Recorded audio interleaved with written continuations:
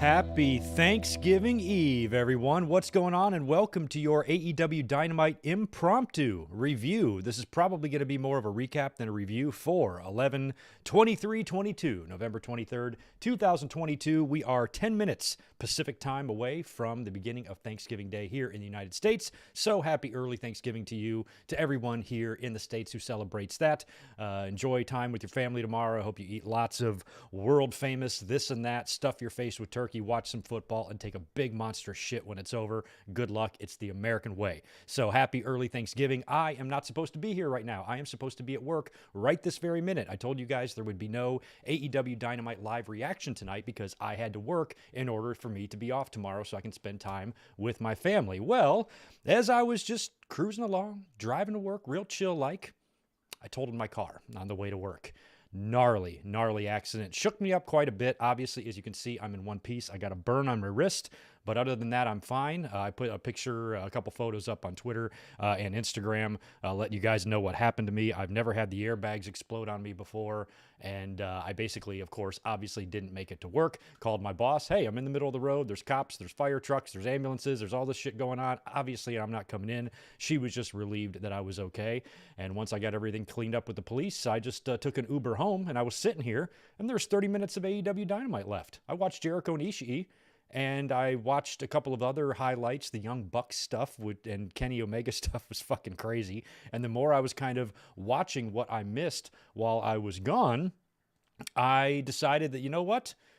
It's the night before a holiday. Many fans might be up later than they normally would on a weekday when they have to go to work or school or whatever the fuck the next day, and tomorrow's a holiday. It's only midnight Eastern time. It's 9 p.m. here on the West Coast. I figured, you know what, the hell with it. Let's come up, do a late night impromptu review, talk a little bit about AEW Dynamite and some of the fun stuff we saw on the show. And I'm really going to let this be subscriber driven because my notes for the show are pretty light. I've only watched probably about 50% of the show, but watched some important stuff, so you guys can help fill me in, let me know what I missed, that type of stuff. But I definitely want to talk about William Regal's promo. I want to definitely talk about Kenny and the Young Bucks. And of course, we have the AEW women's title situation kind of got rectified with them officially stripping Thunder Rosa, something we've been calling here on the channel for quite some time. Even though we love Rosa, it was something that needed to be done. And Jamie Hayter not only is now the official AEW World's Champion, but Toni Storm will also now be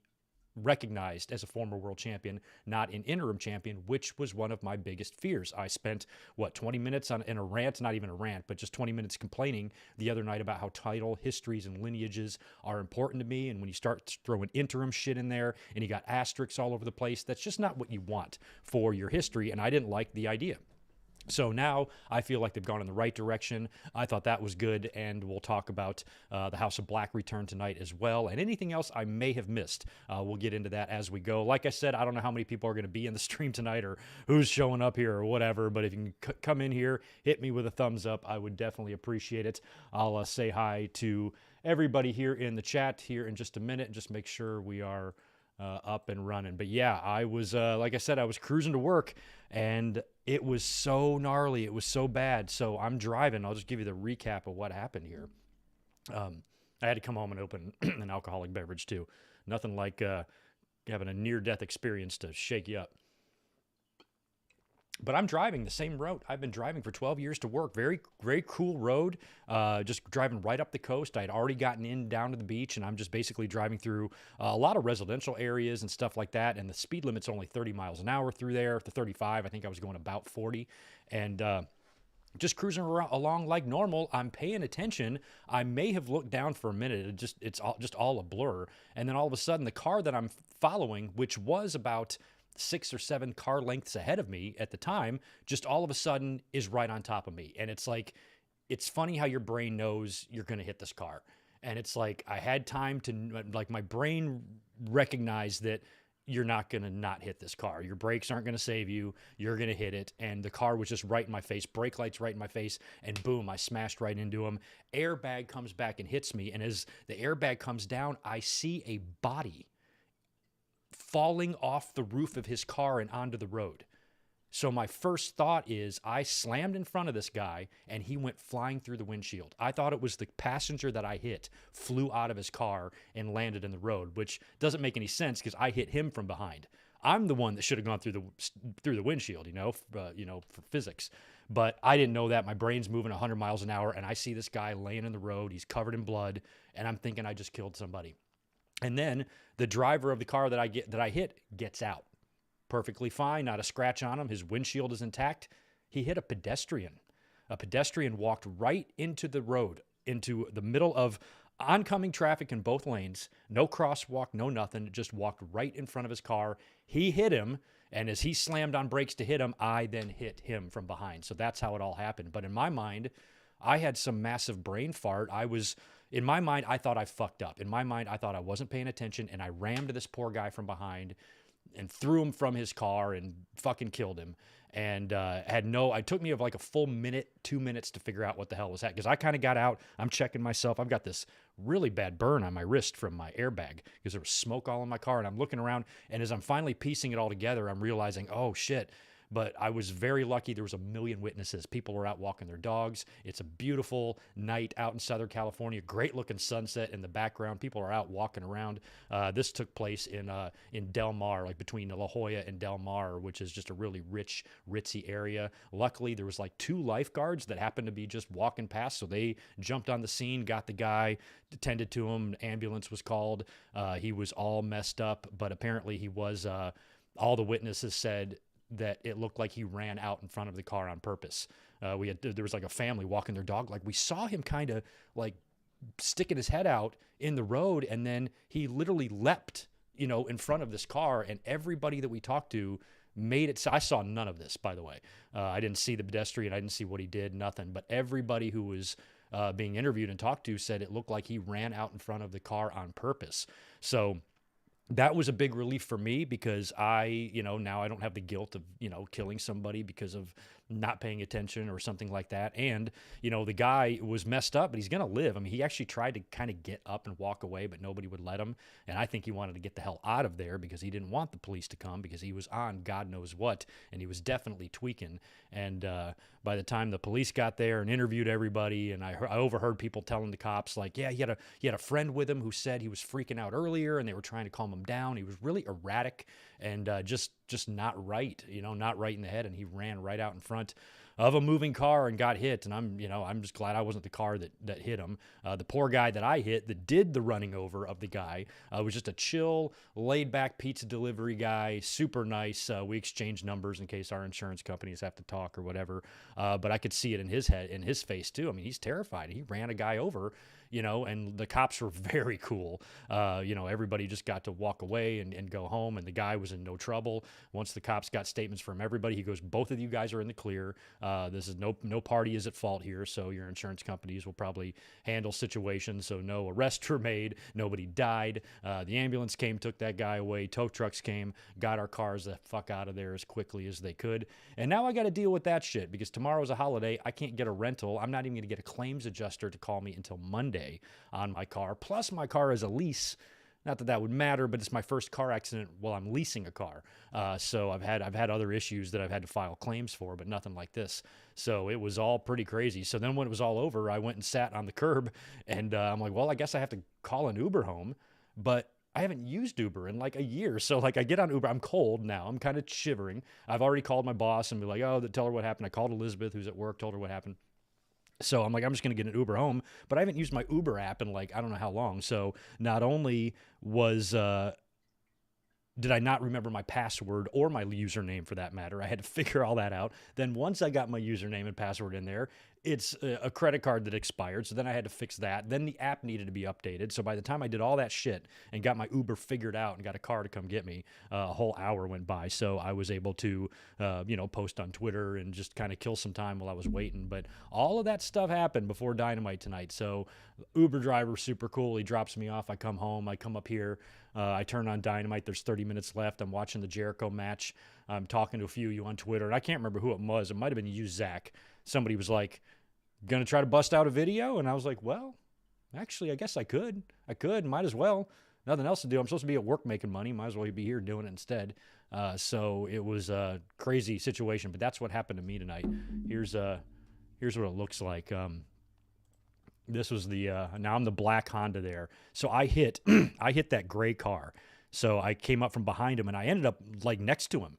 Like I kind of skidded off the side because I think he tried to veer out of the way of the guy that ran in front of him, I think. And then I kind of hit his back driver's side bumper and smashed it up pretty good with my passenger side bumper. And you can see the airbag on the side of my car. And there's also one in the passenger seat that deployed and it burned me something good. And then another shot down here of just kind of what it did to my car. I don't know if they're going to be able to fix that or not. They might be able to, but with the fucking 5 airbags going off in the car and God knows what else, I might have to total that out. I don't know, but life's a bitch. But at the end of the day, all that stuff's replaceable. All that stuff is insured. I am not insured. So if I die, that's the end of me. There's not going to be a replacement Greg coming up here and doing commentaries and podcasts and stuff on YouTube. So make sure you wear your seatbelt. Make sure you pay attention. Always look forward. Don't be fucking around with your phone. God knows, don't text. And always watch out for situations where you're, driving and there's a lot of cars on the side of the road. People could just pop out of nowhere. Even kids could just run out in the road and chase a ball or something, and now you flatten a kid. The type of guilt that I thought was going to be weighing on me for that 2 minutes there when I realized I did not kill somebody was pretty gnarly, and I wouldn't wish it on anybody. But I also believe in just rolling with life. These things happen. I've been very lucky. This is my first accident since high school. I have not, actually, that's not true. I've been a passenger in a car that got hit once, but that wasn't even that bad. But me as a driver, I have not been in a car accident since my junior year, of high school, and that wasn't even my fault. A kid rammed into me, totaled my car. I'd only had my license for about a year. He had his license for about 3 weeks, and he rammed into me, totaled my car. That's the last time I've been in a car accident. I was 17 years old, so that's been 28 years, since I've been in any sort of car accident. So it's kind of new. I haven't really, been in one, but it's really crazy when you're coming up on a car and you just can't stop and you're going to hit it. And it's crazy. You're just like, I hope I'm going to be okay.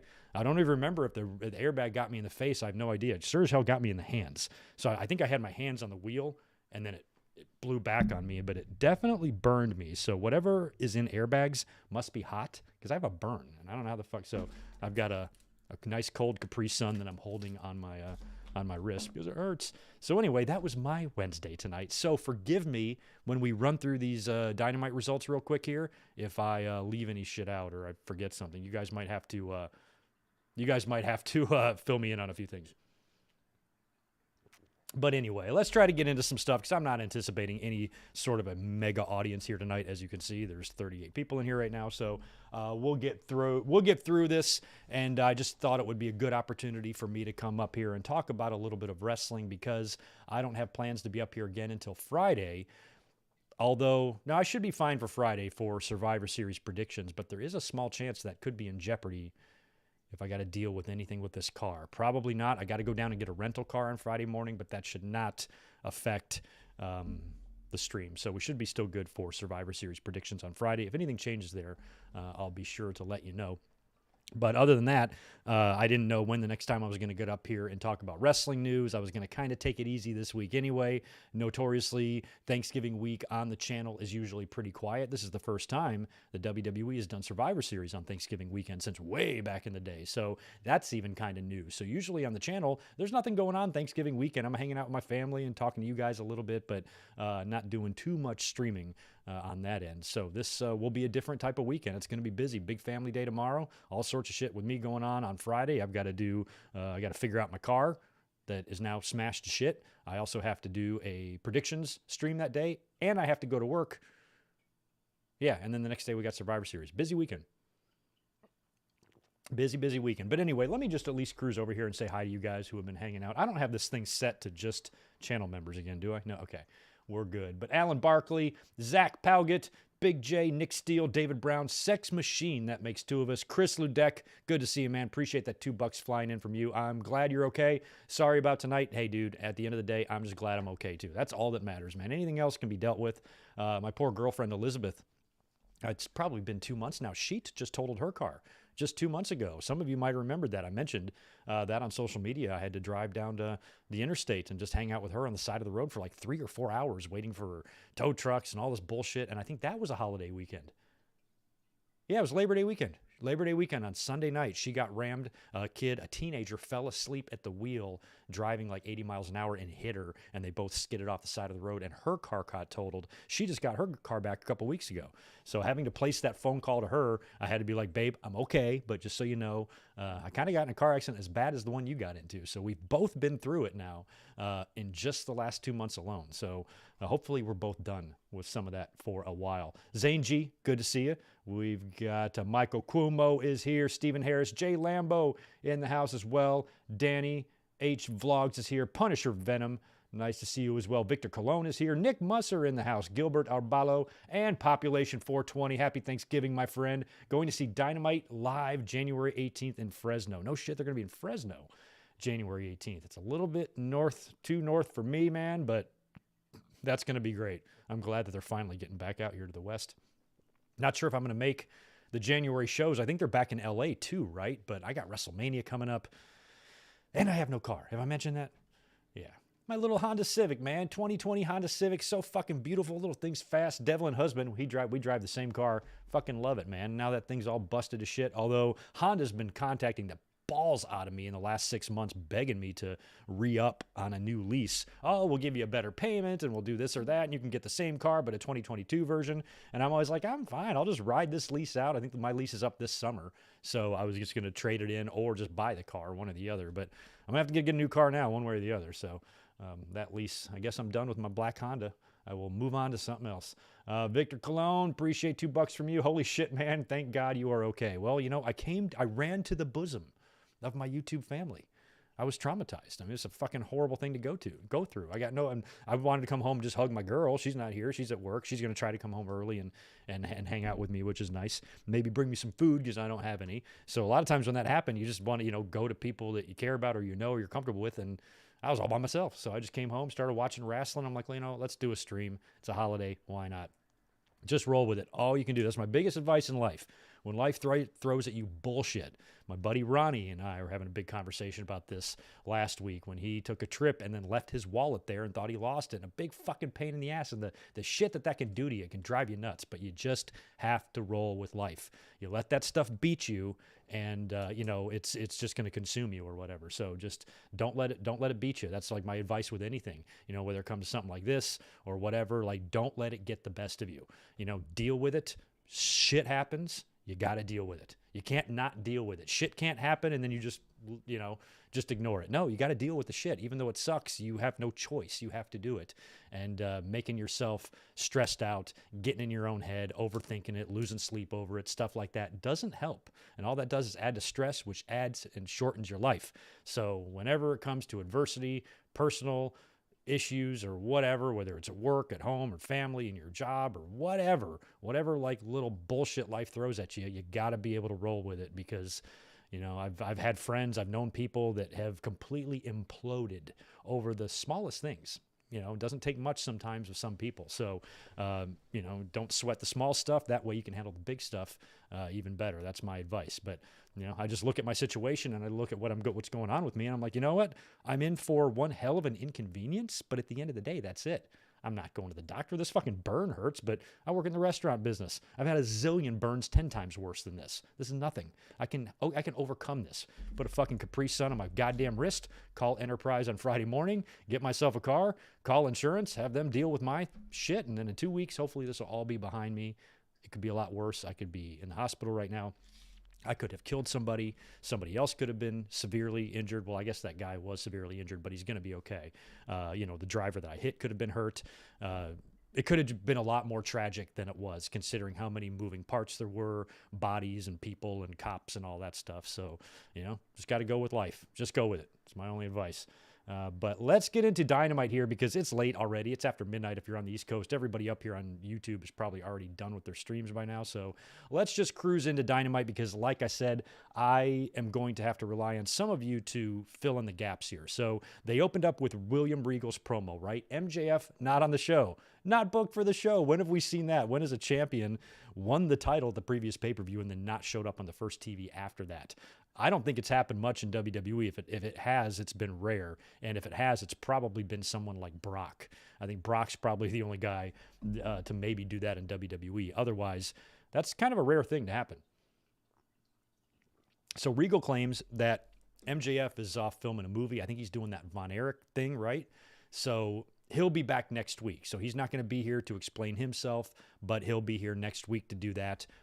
Regal also referenced some sort of an email that he sent to MJF that will explain everything, and MJF will explain everything next week. So the new champion, the guy that I expected to open up Dynamite tonight, wasn't even booked for the show.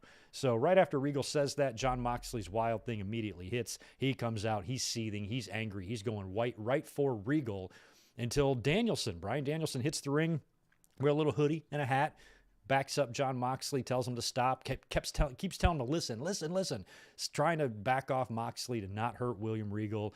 And he gets on the mic and he's like, I don't know why he did what he did either, but, I love this man. And he's had, lots of injuries, mentioned brain bleeds and shit like that. Don't hurt him. Just please don't hurt him, is what Danielson was pleading Moxley not to do. Moxley kind of backs off a little bit. Danielson even slaps him in the face at one point and then profusely apologizes for it. I'm sorry. Just listen to me. And basically convinces Mox not to murder Regal. So Moxley then gets on the mic and he gets in Regal's face and he goes, my advice to you is walk away or run and never come back. So basically giving Regal an option to just get the hell out of there before he kills him, and tells him to walk away and go away and goodbye. Which led to a lot of people speculating online if maybe William Regal was leaving AEW or could be leaving AEW because of this. The way he stormed off like that and Moxley just sent him on his way. I don't think so. I mean, he hasn't even been there a year yet. In order for him to leave AEW, he would have to have a shorter than a 1-year deal or go to Tony Khan and say, I want to leave. And Tony Khan would be cool with letting Regal leave because of, who Regal is and, his status. Maybe he's a guy that if he went to, a promoter and said, I want out, they actually would let him out. But a lot of fans were kind of speculating on that. I think it would be surprising. I haven't heard that from anybody that I, get news from. So nobody to really, confirm those rumors at all.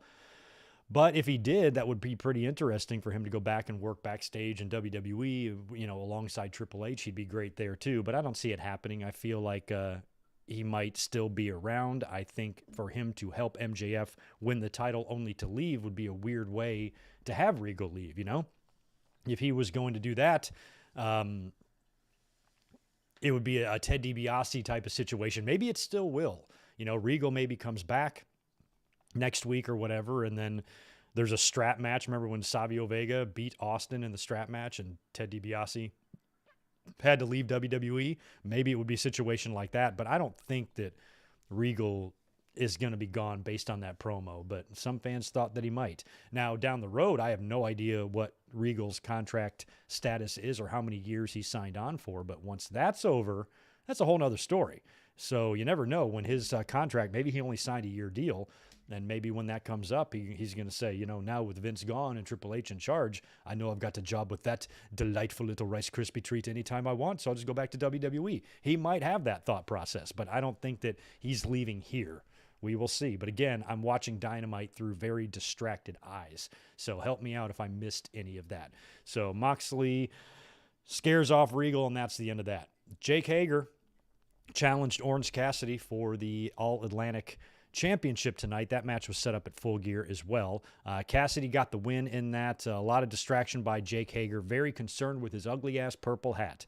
Best friends were out there, of course, as well. After Cassidy wins, the factory comes out. I think QT and all his boys come out to the stage. And then I think they're coming out to the ring, right, or doing something, and then Julia Hart shows up. I think they start brawling, or they get to the ring with best friends or whatever. Lights go out. Julia Hart shows up on the stage, and she's doing a little Undertaker hand thing, and then all of House of Black show up. All of them, Matthews, King, and Malachi. They hit the ring. They beat the shit out of the best friends, much to the delight of the factory, who get their asses kicked as well, just for applauding the efforts of the House of Black. So to see them reunited, back together, Malachi back in the role that, he should have never left, is great to see that. I hope whatever was going on with Malachi Black months ago that caused him to take that time off. We do know, because he admitted it out of his own mouth, that he asked for his release from AEW.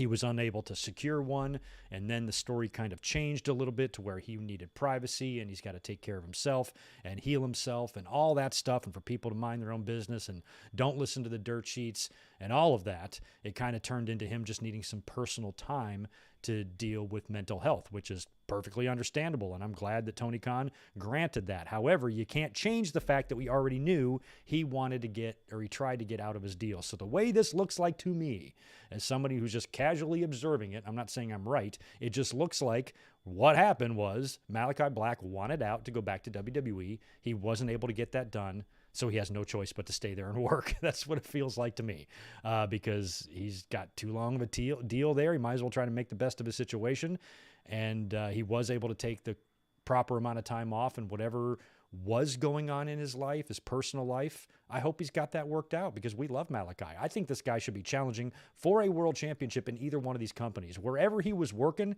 he should be a contender. The fact that he hasn't been in either company is criminal. So they're both at fault. WWE and AEW, I think, could do better than Malachi Black, because he's such a badass. He's got the look and the ability, and I just think he should be a world champion, at the very least contender. Maybe he doesn't win it one day, but at least at the top of the card. This guy should be a champion and a major deal, and when he comes out to the ring, people should fear him. So we'll see. Now that the House of Black is back together, I think the fans in Chicago were really happy to see them come back, because they were an over gimmick. Everybody in that group is over.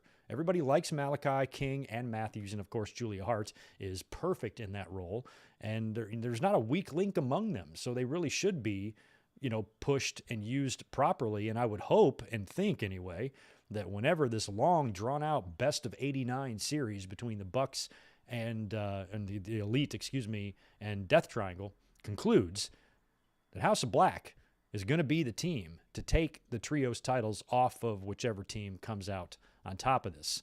And the way it's looking tonight with Death Triangle, up 2-0 now? I think it's only counts 1-0, as we'll talk about later, but they did also win at Full Gear, so technically that's 2 matches they've won over the Elite. We'll see, but House of Black is back, and that's fantastic news. Ricky Starks, as expected, did defeat Ethan Page. He won that Eliminator tournament, and he will get the title shot at MJF at Winter is Coming, which is great. That's what we speculated about last week.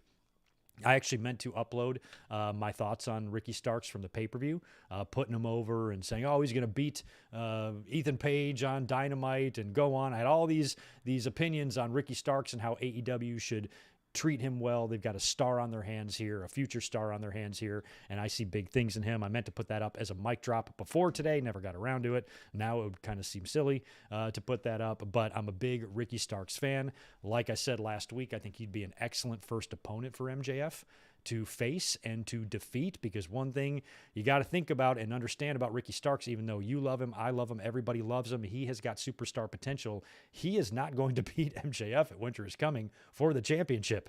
I know AEW does things differently than what we're used to seeing sometimes, but I don't think they're going to do something like this that differently. So having MJF win, he's going to be the star of your future. He's going to drop the title on TV 3 weeks after winning it. Fuck out of here. Ricky Starks is in a position here that Chris Benoit was in 2003 with Kurt Angle. He's not going to win the title, but I think he can turn a lot of heads, up his stock, and really make people realize, for sure, this guy has got world championship potential. It's just not his time right now. But at least now that we've put him on the stage and seen how he can do, he succeeds, he thrives, and it's going to be really interesting, some of those mic battles between MJF and Ricky Starks leading up to Winter is Coming. And that's where Ricky he really has to deliver, because MJF has already delivered in these situations. Now Ricky has got the pressure. In that build with MJF, he's going to have to be able to hang with MJF. Ricky's great on the mic. We've seen what he can do, but have we seen what he can do on the mic on a stage as big as what he's about to be on? No. So he's got to deliver. I think he will. He's too good not to.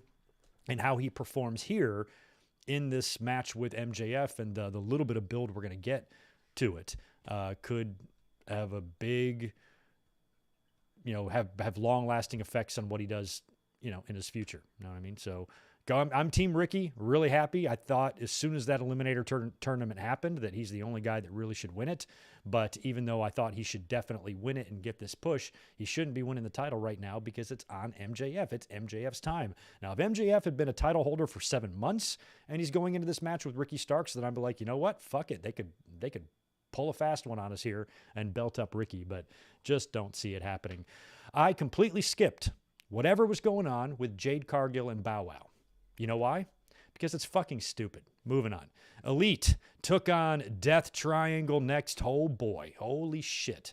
This was one of the first things I looked at when I got home. I had to rewind a little bit on my my DVR to see what was going on here with Elite and Death Triangle. Here's what I got out of this match. Even though the match I barely paid attention to, and I would really appreciate it if somebody would let me know the finish. I know who wins, but I don't recall the actual finish of who got pinned. So somebody hit me with that in the chat there. What I was most concerned with and interested in is this show being in Chicago, and the Elite just came back last Saturday at Full Gear.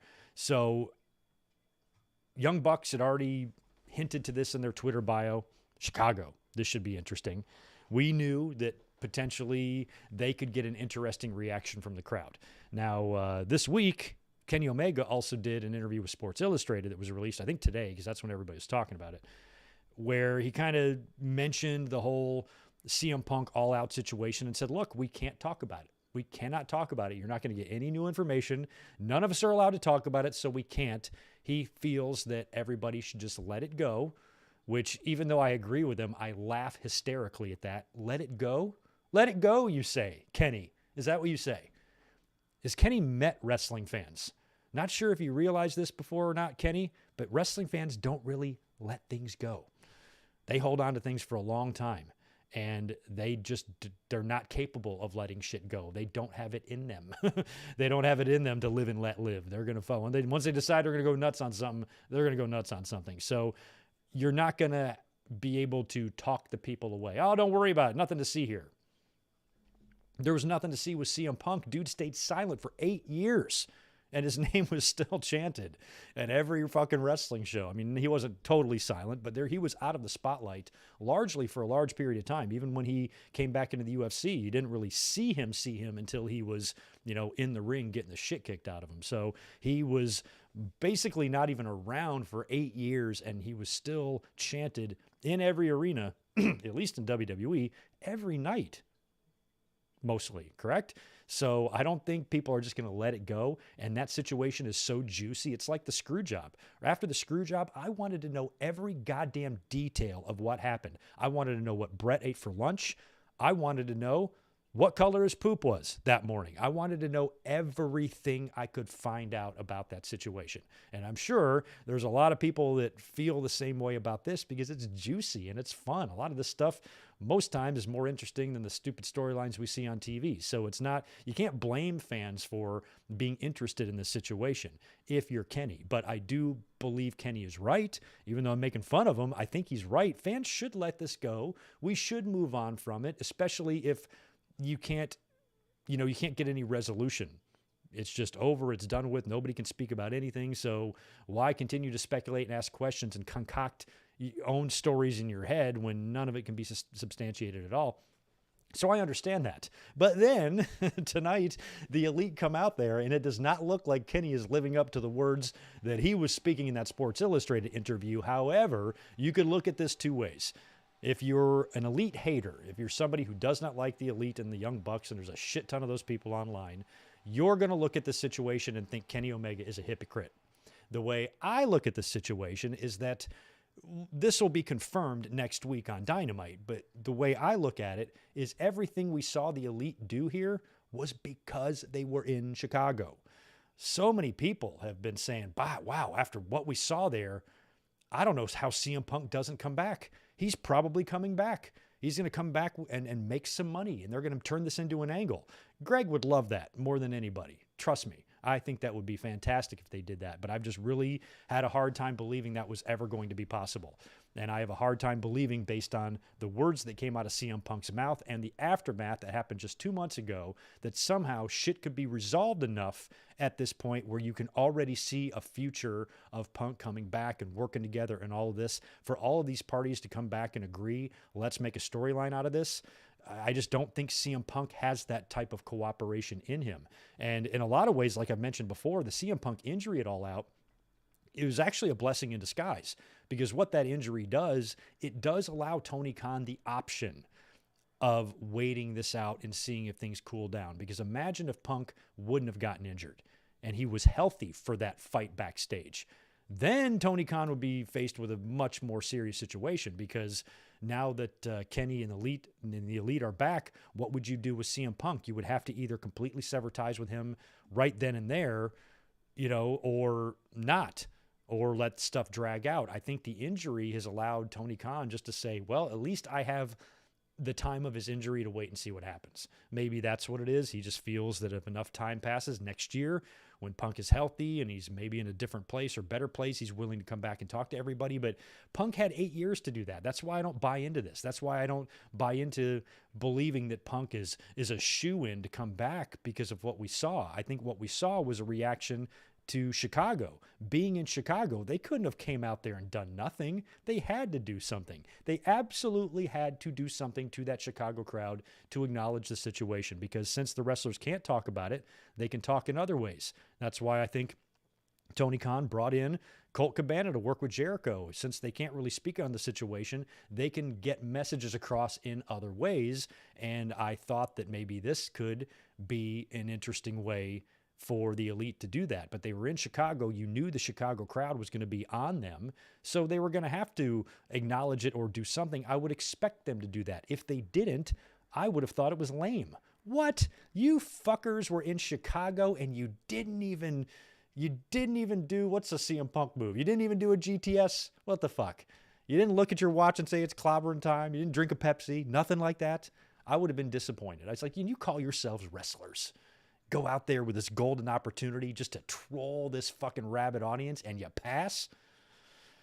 But no, that's what some of the Elite haters think should have been done. Mr. Sensitive Pants doesn't want the Elite to talk bad about CM Punk. I'm sorry your feelings are that hurt.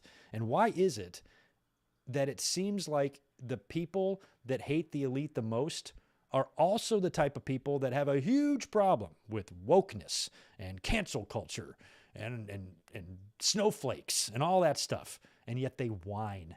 These people call themselves EVPs. I saw that going around because on Being the Elite that returned to YouTube this week, they showed a clip of the fuck CM Punk chants from Full Gear. We had fuck CM Punk chants tonight. We also had regular CM Punk chants tonight. But all because the Elite showed a 4-second clip of fuck CM Punk chants in the 30-minute Being the Elite episode. You had all these tweets. Oh, look at these guys. They call themselves EVPs.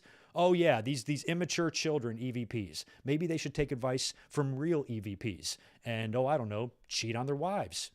Stick their tongue down a diva's throat in front of their paraplegic wife. Fuck a corpse, perhaps. Maybe go into New York City and speak in an Arab accent to anyone wearing a turban. Like, how can you say that? How can you criticize the behavior of an EVP while at the same time praising some of the fucked up shit that not only Vince McMahon has done, but Mr. Big Nose himself, Triple H? You think he didn't know about Vince's behind closed doors affairs and hush money and all this stuff? Triple H helped cover that shit up, don't forget. So don't act like because they're just taking a shot at the dude that threw punches at them in the locker room, that is unforgivable. That's unprofessional. Oh, I can't believe they call themselves EVPs. Bitch, look at who's on the other side. Vince McMahon's disgusting. He was at the head of WWE for 40 years, fucking everything that moved, saying the N-word on Monday Night Raw, doing God knows what to God knows which diva on a daily basis backstage and on camera. Completely fucking gross. Triple H, drugs his wife and marries her in Vegas. And, remember when DX went to New York City and they walked around the city?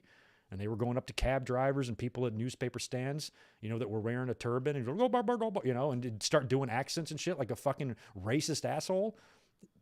That is all fine. I just think that's really funny. And I think it's just when I see these snowflake woke hating people get so upset about something like that, I'm like, I thought you were an alpha male. Thought you were a tough guy. Thought you had thin, thick skin. That's what you say to everybody else, right? You need to have thicker skin. These AEW guys need to have thicker skin. No, I think you need to have thicker skin. I think they have thick skin. You're the bitch up here with one layer.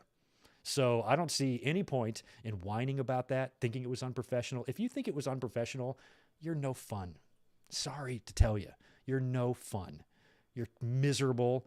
You probably suck at parties. Nobody likes you. You're probably just no fun. Have some fun. What's it to you? To be offended for CM Punk, this fucking asshole that's sitting on a mountain of money, doesn't give two rat turds about you. I don't understand why going, and I like CM Punk. I'm a monumental CM Punk fan. If he did come back and did a program here and made this whole thing an angle with the Elite, I'd be the first one marking out for it. But I just don't think that's going to happen. And I certainly don't blame Kenny and the Bucks, because you have to put yourselves in their shoes.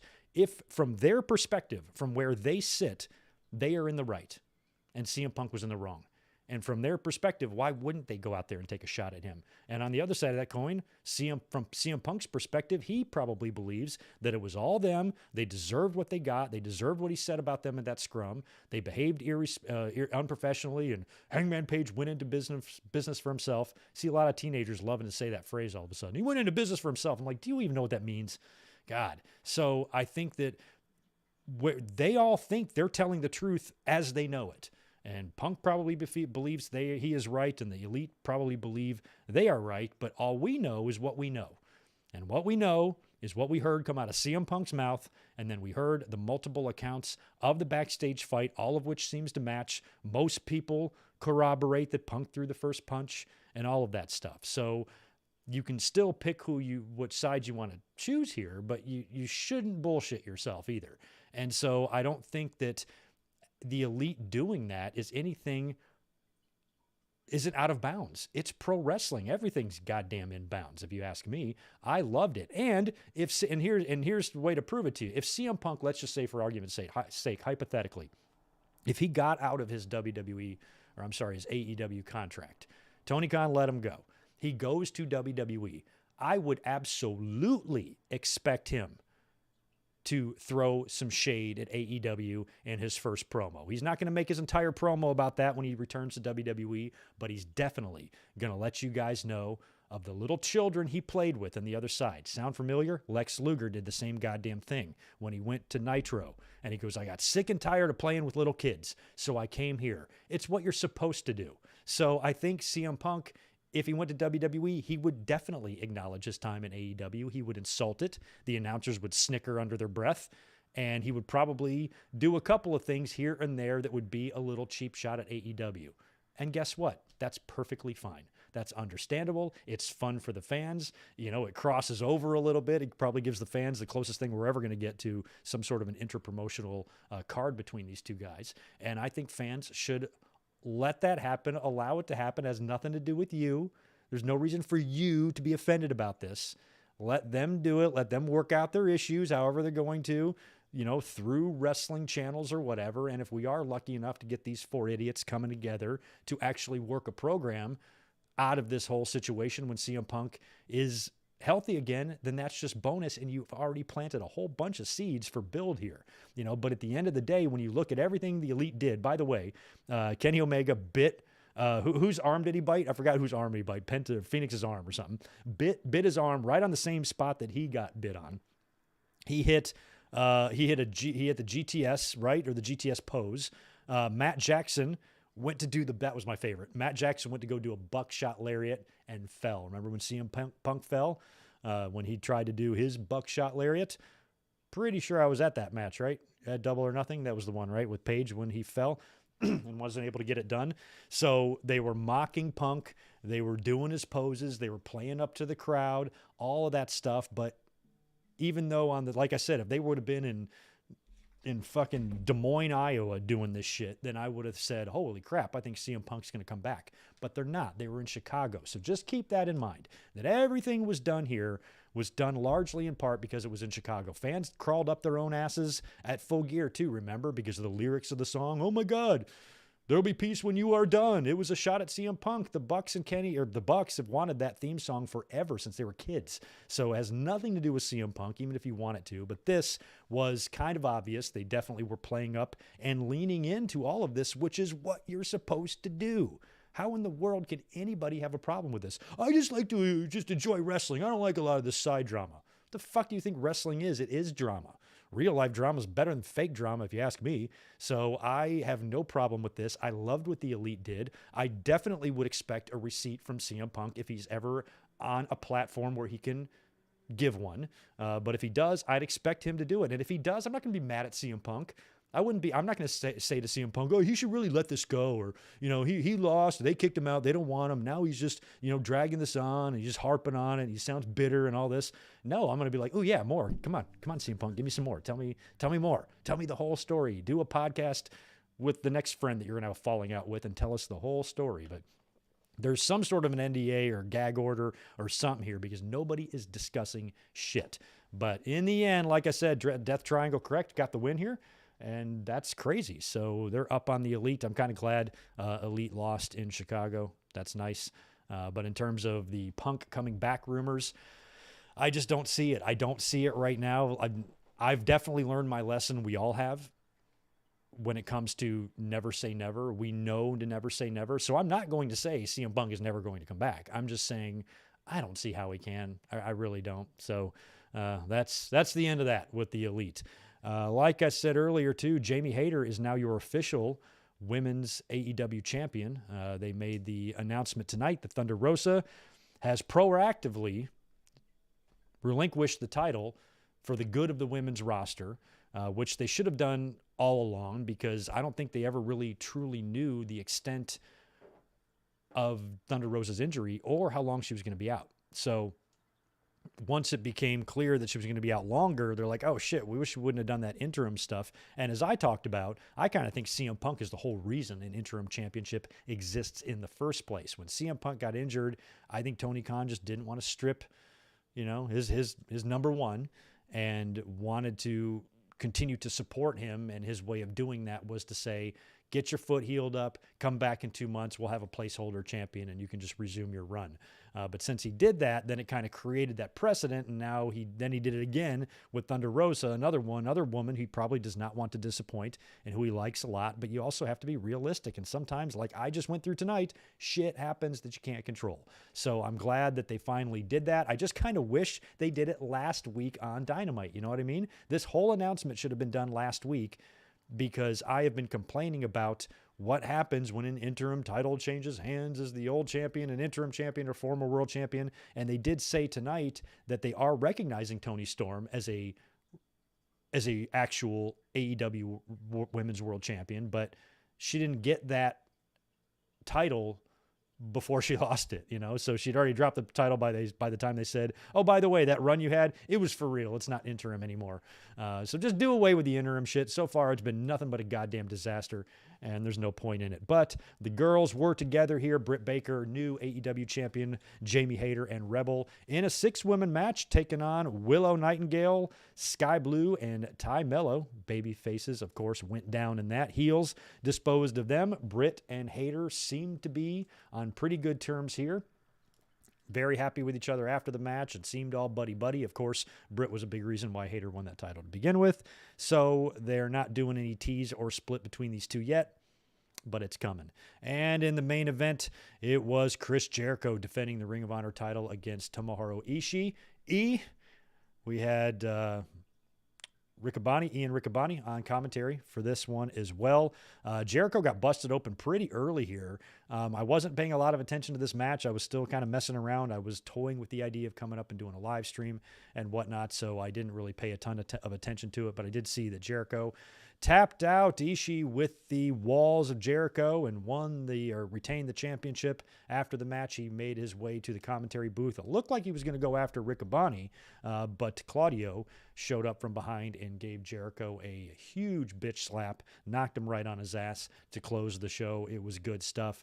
So in the end, I thought it was a pretty fun episode of Dynamite from what I could tell from you guys, the little bit that I did watch of it. I think I missed another match in here somewhere that I didn't quite catch. I know I missed a couple of interviews. I know that Keith Lee, Swerve Strickland thing I saw looked like they had a little conversation off camera, so maybe they're not so broken up after all. I don't know. I think they need to be, but they might be working some stuff out. But I think it was a good Thanksgiving Eve night of wrestling, and I've seen wrestling on Thanksgiving Eve quite a few nights in my life, and especially back when I was a little fella watching the Survivor Series all the time. So yeah, that was a Dynamite in a very, very small nutshell, but I just wanted to come up and just say what's up to you guys, wish you a great Thanksgiving, and that type of stuff. So I'll cruise to the chat here, talk to you guys a little bit, and then I'll probably be rolling out of here with that little mini Dynamite review. I hope I did it justice. Hey, I was in the car smashing into that guy when the Elite were in the ring doing their stuff.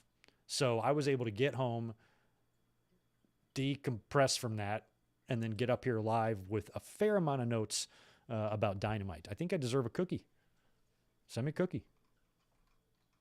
Send it. Michael Cuomo. What's up, brother? Member for 3 months. Speaking from a fellow Honda leaser. Oh, this is good. I traded for a 2022 Civic Sport. I like those sports. Since it was the cheapest option, the Sport is the one with that middle exhaust, right? Yeah, I've got the one below Touring, so I think I have 2 notches above the Sport. I also like the hatchbacks, the Civic hatchbacks. I almost bought one of those. I test drove it. I was all ready for it, but the guy, he's like, I usually don't listen to salesmen, but he actually did have a good point. He goes, the better cars over here, and your credit's good enough. You can get a great fucking rate. He goes, why don't you drive this one before making this decision? And once I got in it, I did like it a lot more. But I thought I like the look of the hatchbacks. They're fucking cute. Dealers also always want to sell the car once the lease is up. Yeah, I've got one of the reps contacting me to re-up on a lease for a new car, but when I signed my lease there, I have to look at my paperwork. I guess the way Honda must do things, they gave me, like, I already knew the number I was going to purchase the car for. They said, in 3 years, you can either trade the lease in or you can buy it for this amount. And I think the amount was only going to be like $12,000 or something, so I can just buy the car if I want to do that. But now that I've totaled it or at least smashed the fuck out of it temporarily, I don't know what to do. And if the car, for example, isn't totaled and they fix it, I've just fucked up a lease. Can I even trade that car in? What happens to me? I don't know. But all I know is I'm insured, so it shouldn't matter. But what a pain in the ass. Spid XAR. Oh, you're Al Ramos, right? You changed your handle. CM Punk is going to return, I think. It's a gut feeling. Yeah, I could understand fans having that gut feeling based on what they saw tonight. But just keep in mind where they were. Chicago's a whole different story. Like I said, they're doing this shit in Florida. They're doing it in California and North Carolina, in butt-fuck nowhere. Then that could be a good indicator that CM Punk is going to come back. But all of that stuff, you got to know, had to be done for that Chicago crowd. That's the way I look at it. But again, I've barely been home tonight, only watched a small portion of Dynamite, just enough to get up here and do a review. So I could be way wrong on that. But my take on it is all that stuff was done for Chicago.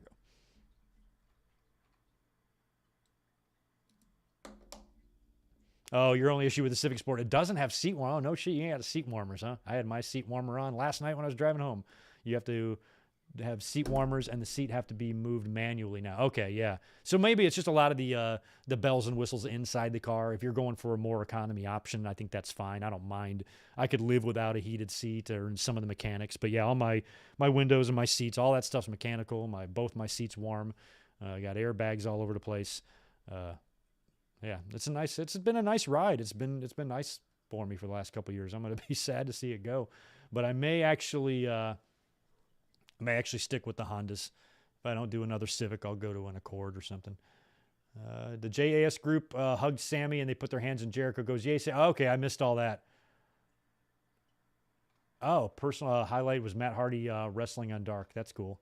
Yeah, so I'll try to fill in the holes here in some of the dark matches and anything else that might have gone on.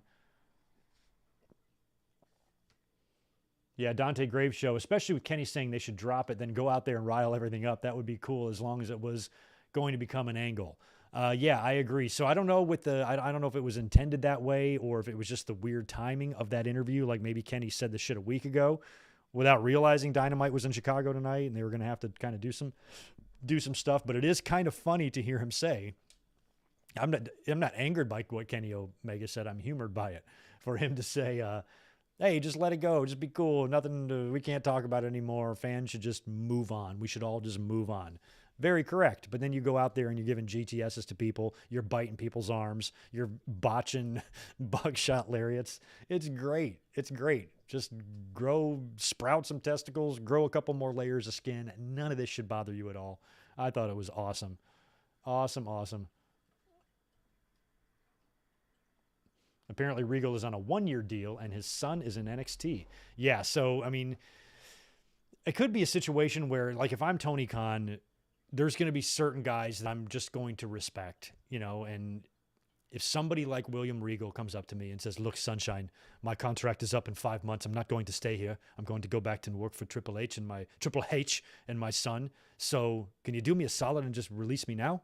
Maybe Tony Khan's like, you know what, for you, Regal, I will, because I can't stop you. There's no reason to hold you hostage. You have the utmost respect of your peers. Nobody's going to have any ill feelings to you for leaving AEW. You're certainly not going to go to WWE and go get on the mic and shit on all of us on TV. It's probably just a preference of him wanting to work there over here. Plus his son is there. I would like to think, I don't know Tony Khan personally. All I know of him is when he screams his promos at us. But other than that, I would like to think that based on the talent's opinion of Tony Khan and all the positive things we've heard about him as a boss overall, you would think that if that situation came about, he would be cool and say, okay, but yeah, maybe, but also at the same time though, if you're William Regal, if you are Regal, I also think you just wait that shit out too. Like what's the rush to get over there? I know that Regal could have a job there, but it's not like they'd be so oh, we need you now. Oh, sorry, Regal, you got to be here now or we can't use you. No, if you just got a few months left on your contract, let it run out, leave the right way, because then I don't think Regal would necessarily burn a bridge, but you'd look better if you just waited out the contract, because then you just fulfilled your contract and now you're leaving. You don't have to ask for a favor. You don't have to do anything shady. You don't have to use your Hall of Fame or your legend status or your status of respect that you have to get something that you need. I think if you're Regal and you're in Regal shoes and you want to go back to WWE, I can't remember when he came in. When the hell did he show up? But let's just say he's got 5-6 months left, right? He can wait that out. You're talking summer, man. Fucking as soon as the temperature starts changing and people are going to the beach, you're in WWE. So I think he can hang in there. Yo, Barry, happy Thanksgiving to you. Greetings all the way out there in Hawaii. Look at you, man. It's only 6:45 at night for you. Thank you for that, Alan Barkley. Good night, my brother. I'm going to get out of here too, man. I just came up for a late night random stream. Thought it would be fun. Yeah, I saw Dante Martin might have gotten injured too. That's a shame. I hope not. Red Raven Rucker, good to see you. Thank you for that. Yeah, crazy night and good mic work land tonight. Definitely did not expect it. I expected to be probably leaving work right about now, picking up some food on the way home, coming home, pulling up my DVR of Dynamite, eating a gummy, kicking back, getting ready to enjoy a whole bunch of food tomorrow. But instead, life took me in a different direction, and it brought me here to you guys on YouTube. But you know what? I got to get out of here now. It's time for me to bail out. So thank you so much for being here this evening. Again, to those of you who do live here in the States, have a great Thanksgiving, whatever you're doing tomorrow. If you're hanging out with friends or family, there's lots of different traditions. When I lived on the East Coast and I didn't live with my family, I did a Friendsgiving every year. We had we did a lot of stuff. We fed the homeless at our restaurants. And then after that, a lot of times, me and my friends or a lot of staff from the restaurant, we would get together at one house. Everybody would bring shit and cook and bring booze and food, and it would be Friendsgiving. You just hang out and have a big-ass party. I did that many, many years, almost as many years as I've done family Thanksgivings. But now that I'm living here in the the West Coast, and I'm an old man. I'm going to be hanging out with Ma and Pa and the sisters tomorrow and my girl, and we'll all be over there eating turkey and doing that shit. So whatever you guys are doing, I hope it is a blast tomorrow. I hope it's good, and I hope you enjoy your holiday vacation. And don't forget, we are scheduled to be back on Friday at 6 p.m. Eastern, 3 Pacific for Survivor Series predictions. If I have any hiccups with my totaling the car thing that happened to me tonight, and I got to deal with any of that on Friday, and it affects the video, I will be sure to let you know. So in the meantime, just make sure you stay subscribed and follow me on the social medias, on Twitter, and now on Instagram. Many of you already know that. You're already following me over there, but I started an Instagram account about 4 days ago. All these years of Instagram existing, I just got on the platform this week. So shoot me a follow at GoodMikeWork1 and over on Twitter at GoodMikeWork to keep track of everything going on here on the channel. You guys have a good rest of your evening. Have a great holiday, and I will catch you Friday for Survivor Series predictions. Peace.